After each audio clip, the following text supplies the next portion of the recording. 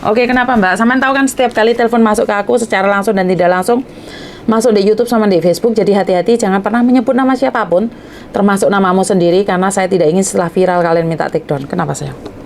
Iya Mbak, saya tahu. Iya, itu saya sama banyak teman-teman itu ketipu sama teman sendiri lah. Aduh, udah aku ngeluh ya, kenapa? Iya, dia sih maaf ini sebenarnya saya kan bukan anak dalam Mbak, saya. Loh, sampean anak luar nikah? Enggak, saya udah paper kalau saya. Oh, sampean paper. Iya. Bukan anak luar nikah.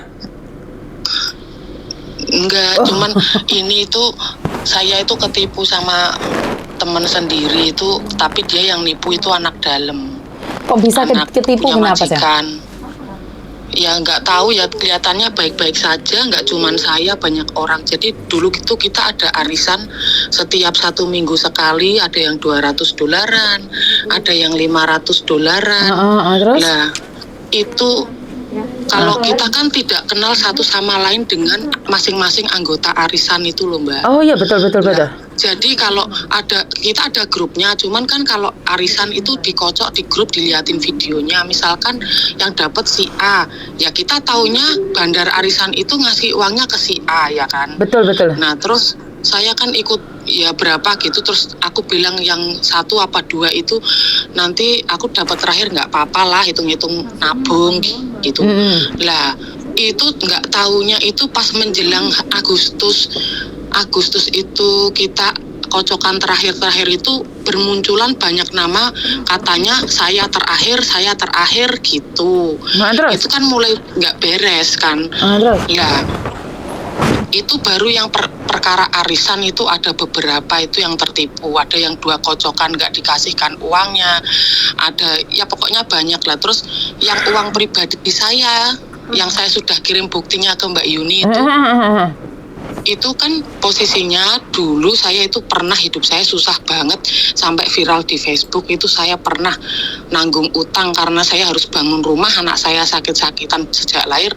Nah alhamdulillah sekarang sudah sehat kan, karena kan gagal dulu, saya pernah punya anak gagal jantung meninggal, terus lahir lagi kedua itu anak saya jantungnya juga bermasalah, harus di tempat yang bersih tinggalnya. Akhirnya saya bikin rumah sampai utang saya banyak, sampai saya viral di Facebook.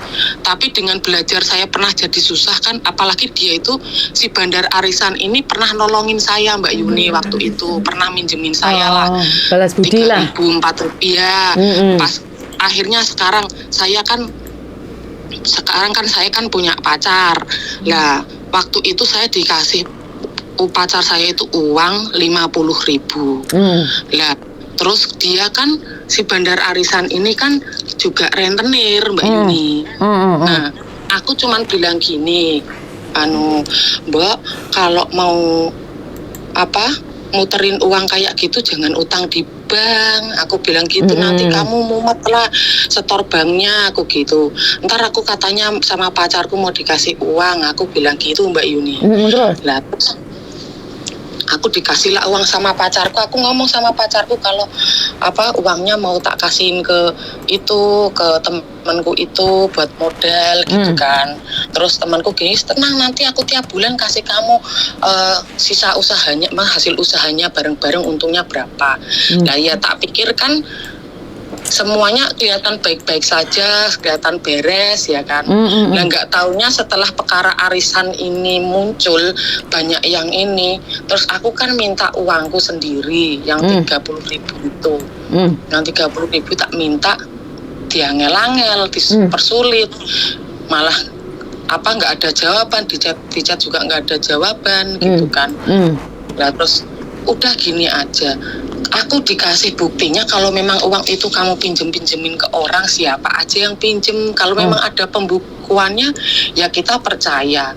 Kalau soal arisan, aku mau lihat yang belum pada bayar siapa, yang sudah bayar siapa, biar di grup itu ya yang terbuka. Jadinya kita itu nggak saling ada yang belum bayar, nggak taunya kan memang kemakan sama dia semua uangnya gitu loh. Waduh, terus? Nah setelah kasus arisan sama uang pribadi itu yang saya 30.000, nggak cuman saya Mbak Yuni, ada teman saya 40.000, ada lagi yang 60.000. Terus ada yang lebih parah lagi itu dia pakai data anak dalam buat minjem bank.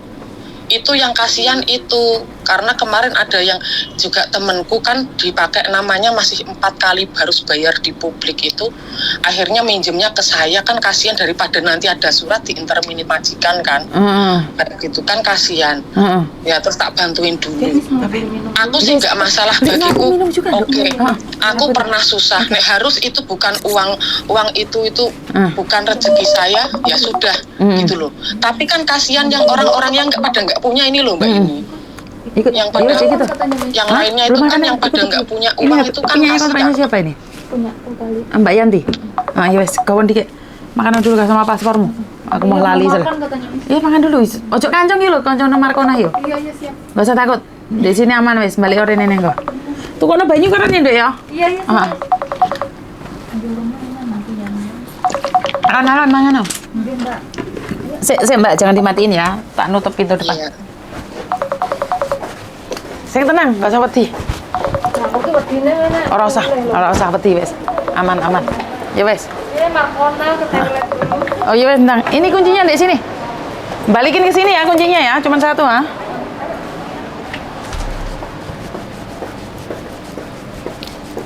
Sorry ya Mbak ya, tak tinggal ya. Terus? Terus? Terus dia pernah bilang gini, pokoknya ya aku nek ono duit ya nganu tak bayar, nek ora ya ngosek lah ngono. Lah kalau misalkan sampai diviralin, pokoknya dia nganggapnya itu lunas kalau sampai dia diviralin.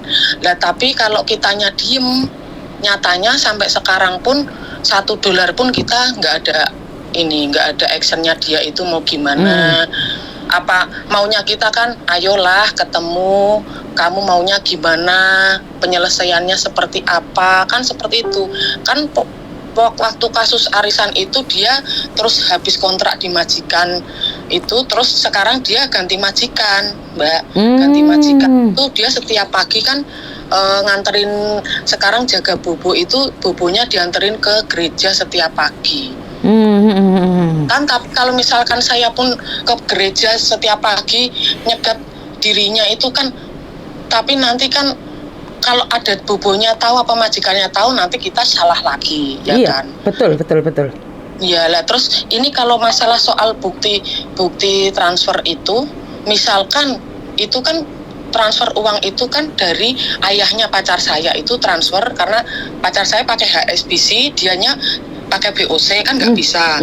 Akhirnya pacar saya nyuruh bapaknya itu nyuruh ayahnya itu transfer ke rekening itu karena ayahnya punya BOC.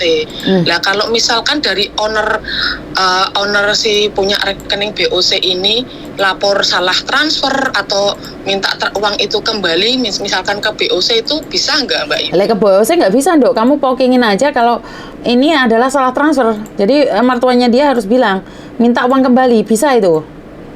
Iya. Tapi kapan kejadiannya? Kejadiannya kapan? Masalahnya transfer itu kan sudah agak lama, sekitar bulan Juni apa gitu loh. Masalahnya di situ. Iya nggak apa-apa kan, kamu bisa bilang transfer buat orang lain ternyata salah gitu aja, nggak apa-apa. Kan tetap itu kan nggak dikembalikan, biar pacarmu itu keluarganya itu yang melaporkan di polisi aja biar dicari. Karena pasti bisa keluar, ketahuan. Iyalah, saya sudah ngechat dia itu berkali-kali seperti itu. Maksudnya saya itu masih punya perasaan, masih punya kasihan ya Mbak. Dia punya keluarga, punya anak. Dia di sini pun dengan menghadapi segitu banyak masalah pun, kalau saya di posisi dia juga saya udah bingung mau harus bagaimana kan. Nah, saya udah ngomong, terakhir saya chat dia kayak gitu. Kalau kamu nggak mau diajak baik-baik, kalau misalkan nanti kamu nggak bisa aku tagih baik-baik, apa perlu yang nagih dari pihak bank, saya gituin.